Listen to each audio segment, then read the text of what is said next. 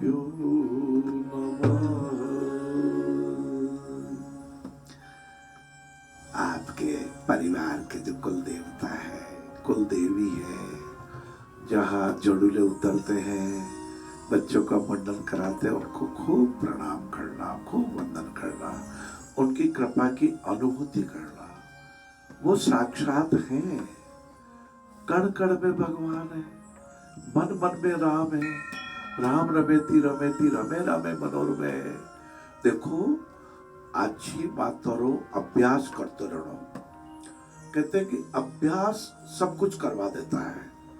श्री गीता जी में भगवान कृष्ण भगवान से पार्थ धनुषधारी गांडीवधारी अर्जुन ने पूछा, प्रभु मन का निग्रह कैसे करें? ये मन बड़ा चंचल है, ये मन बड़ा प्रबल गति से दौड़ता, आकाश पाताल सूर्य चंद्रमा, एक क्षण में मन कहीं का कहीं चला जाता महाराज। तो भगवान श्री कृष्ण ने फरमाया, अर्जुन अभ्यासम तु वैराग्य। मन को निग्रह करने के दो तरीके श्रीमद् भगवद गीता जी में, पूरे विश्व का सबसे महान ग्रंथ, कर्म योग का, भक्ति योग का, वैराग्य का सबसे महान ग्रंथ, उसमें का अभ्यासम तु वैराग्य। अभ्यास और वैराग्य, वैराग्य अर्थात अनित्य है।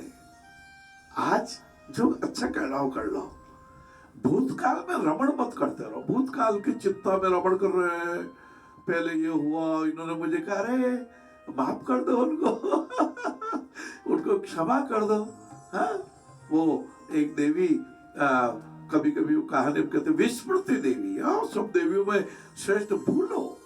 भूतकाल में जिन्होंने हमारे प्रति उपकार किया, उनका स्मरण हमेशा रखना।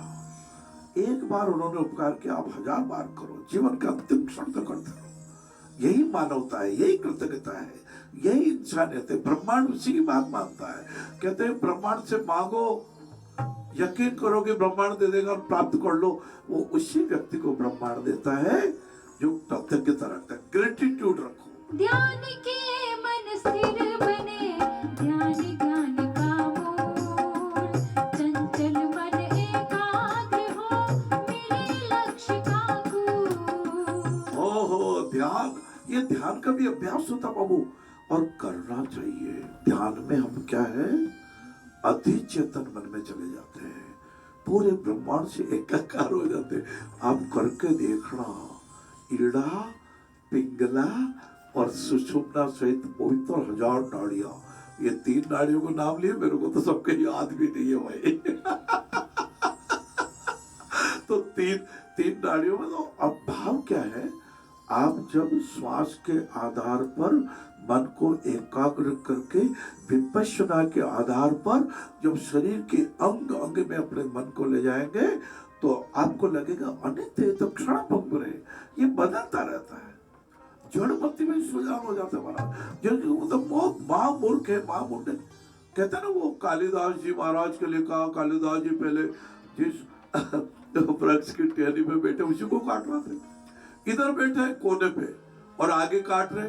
किसी ने पूछा, कालिदास जी ये वृक्ष की टहनी कट जाएगी तो आपका क्यों? बोले मैं तो वृक्ष पे बैठा हूँ। अरे भाई ये टहनी नीचे गिरेगी तो आप ही गिरोगे। अच्छा, ये तो मुझे ध्यान नहीं दे रहा। वो भी महाकवि कालिदास हो गए महाराज। नारायण नारायण सेवा संस्था में प्यार की गंगा बहती है, एक मानव की मानवता की पावन छाया रहती है। ओहो, अरे महाराज भगवान की कृपा। अभी तो इंस्ट्रूमेंट ऑफ द गॉड है। देखो, जड़मती हो तो सुजान, सुजान का अर्थ है भक्ति भाव, सेवा भाव, लोगों को छलने के लिए नहीं। अभी परसों क्या हुआ था, वो मैं ट्रेन में आ रहा था तो एक पहलवान और एक निर्बल की हो गई थोड़ी लड़ाई। वो निर्बल जो था कमजोर था लेकिन गाली गलौज करने लगा। पहलवान ने एक थप्पड़ लगा दी जोर से, उसका मुंह घूम गया। अब बोले अब तो बोलना मत नालायक, और बोलने लगा, गाली गलौज करने लगा। तो उसने उसके बेटे की भी एक थप्पड़ लगा दी और स्टेशन आया, उतर गया। मैंने उसको निर्बल व्यक्ति को मैंने कहा, लाला तेरी समझ कहाँ चली गई बाबू, तेरे भी थप्पड़ लग गई। बोले बेटे के भी क्यों क्यों बोला? बेटे का तो नहीं लगती। बोले मैंने तो जानबूझ कर कराया जी। मैंने कहा जानबूझ कर कैसे? आश्चर्य हुआ मुझे। बोले कि थप्पड़ इसके नहीं लगते तो मम्मा को जाके बोलता पापा थप्पड़ खा गया, पापा थप्पड़ गया। अब साला के एक इसके भी लग गई है। अब ये कहेगा नहीं, हे प्रभु कहाँ आदमी दिमाग लगाता है। 2 रुपए का पेन देने के लिए ढक्कन पास में रखता है कि ढक्कन मुझे याद दिलाता रहेगा कि मैंने किसी को पेन दिया रे। कैसे हो गया लाला?